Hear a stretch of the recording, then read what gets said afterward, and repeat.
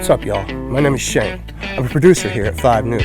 I know. Don't let that throw you off. But there's some things I've been wanting to talk to y'all about. It's about the music scene. The music scene, you ask? Yes, the music scene. That's because it's not getting the recognition and respect it deserves.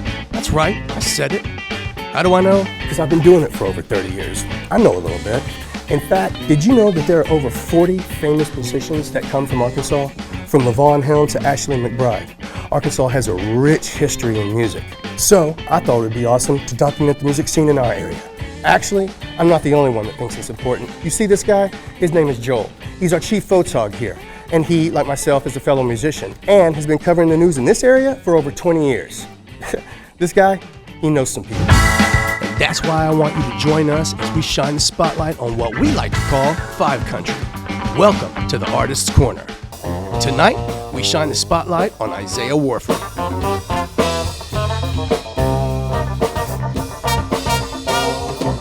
When you're talking about music and you hear the name Isayah, most everyone across Five Country knows who you're talking about, even without the last name.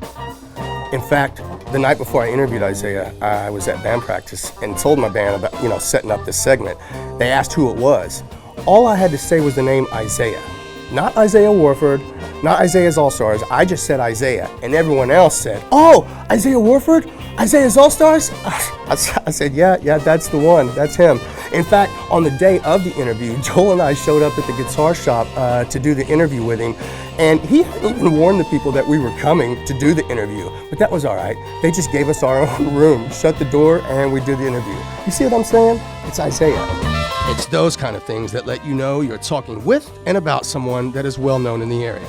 Isayah is a self-taught, full-time musician, meaning he does it for a living. And he has a rich, culturally deep presence across Five Country. He first picked up the guitar when he was 13. Isayah surrounded himself with the sounds closest to him, and that came from who inspired and influenced him the most. You know, my dad and my grandpa are big influences. Grandpa, he's 81 now. And he still plays, and Dad, he plays too. And my dad grew up playing acoustic guitar, singing, while my grandpa played lead guitar, and it was country and western stuff. It'd be like Merle Haggard, Willie Nelson, Waylon Jennings. Going back even further, like Ernest Tubb and Hank Sr. and those sorts of people, Then I got into blues. Found out about rock. So we had Hendrix, we had Clapton, we had Buddy Guy, B.B. King, all the blues people, And then it kind of moved on to Joe Satriani and Eric Johnson and those sorts of people. And now it's my favorite 4 guitar players, I guess, would be Jimmy Herring, Derek Trucks, Warren Haynes, and Steve Kimmock. And they go sort of the jam band, jazz fusion sort of sound. And if you don't know any of the names he just mentioned, there's nothing I can do for you. But I can tell you that his last 4 favorite guitarists all played with either the Allman Brothers or the Grateful Dead at some point in their careers. In fact, Jimmy Herring is also known for his role in Widespread Panic. And Warren Haynes is not only known for his role with the Allman Brothers, but he also found the band Government Mule. Sounding familiar yet? Well, try this. Let's keep it local. Isayah says one of the reasons he plays the way he does today is because of playing with and learning from local legend Earl Cate. From the Cate Brothers. I mean, I wouldn't be the same without him. Not even the same. Of course, besides Earl Cate, Isayah has also learned from and played with another local legend by the name of Jed Clampett, who Isayah attributes as being another person that influenced him greatly in style. Jed's a huge influence on me. I mean, without Jed, I wouldn't have known this.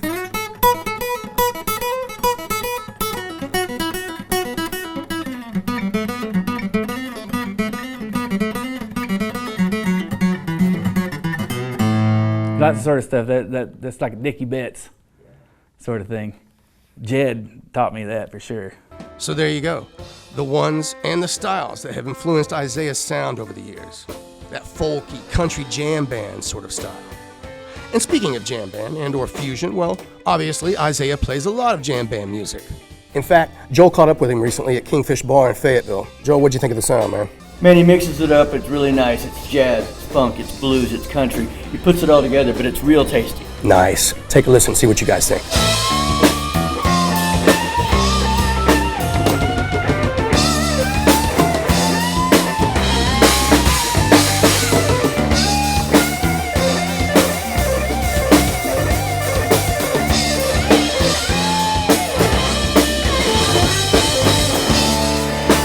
think? Pretty awesome, right? So, a lot of people know Isaiah as well for his All-Stars, Isaiah's All-Stars. So, who are Isaiah's All-Stars? Well, it changes for every show.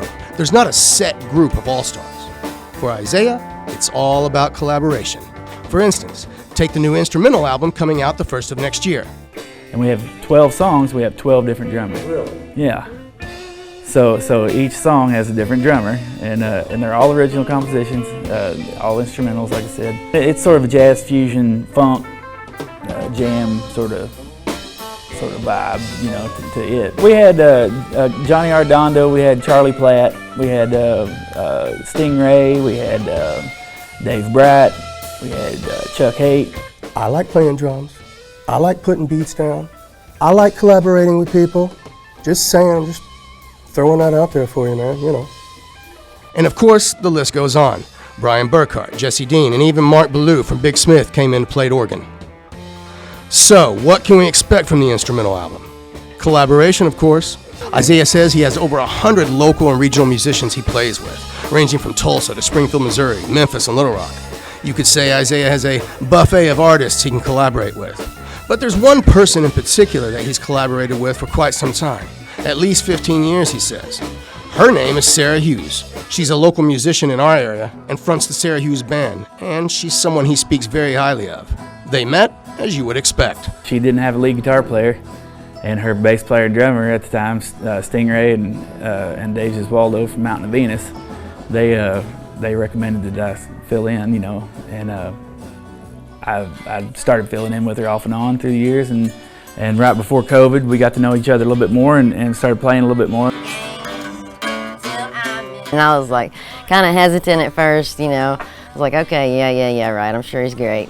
And then when I heard him play, I was like, okay, he's the real deal. I would say probably maybe 2006, something like that. And we've played off and on together ever since. And she and Isaiah wrote the upcoming instrumental album, basically during the pandemic.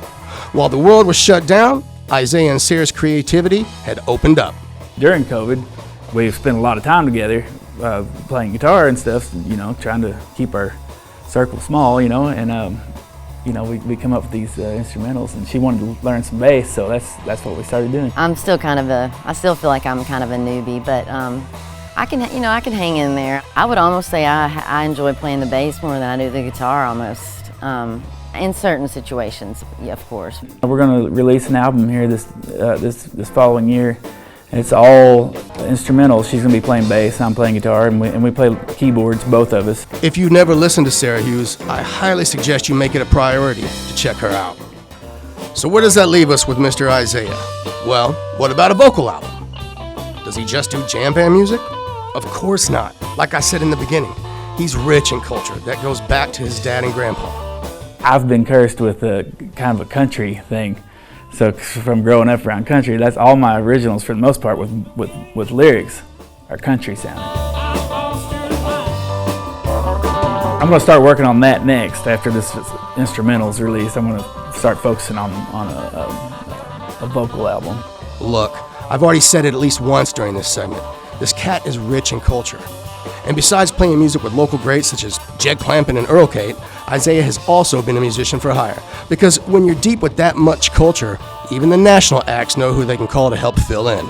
I've played with the Blues Brothers. It's Dan Aykroyd's official Blues Brothers review. Nice. I've done some pickup gigs with them up in Chicago and Wisconsin. And, you know, I played with Jason D. Williams one day at Black's Blues and Barbecue because his guitar player was sick, you know, that sort of thing. I think it's safe to say that Isaiah Warford is a musician that knows people. I mean, he's only collaborated with some of the most old school legends around, including from our area. So there you have it, collaborating with other musicians. Wait, what was it he was saying to me about collaboration? Man, it gives me life. I mean, without collaboration with others, it's really boring. You know, it's great playing with the same people, getting songs down, getting sharp, and doing that. You know, as soon as it's over, as soon as it's there, I'm ready to go on the next thing. You know, doing the All-Stars, changing the lineup every show, kind of keeps it a breath of fresh air in it every show, because the same songs sound different. with different people. They are different. I mean, and I just love collaborating with different folks. You know, never hurts to have more friends and all that good stuff. So, you know, that's it makes a bigger community for sure. A bigger community? That man is absolutely right. Collaborating does make a bigger community. And I like that. As musicians, we should like that. In fact, as musicians, we should love that. Ladies and gentlemen, Mr. Isayah Warford. Don't forget to look for the new instrumental album he and Sarah Hughes are putting out at the beginning of the year. Hopefully Joel and I can catch back up with him when that does happen. And real quick, in fact, if you want to discuss your music with Joel or I, our contact information there is on the screen. But until then, you guys keep lifting each other up, keep shining the spotlight on Five Country. See y'all later.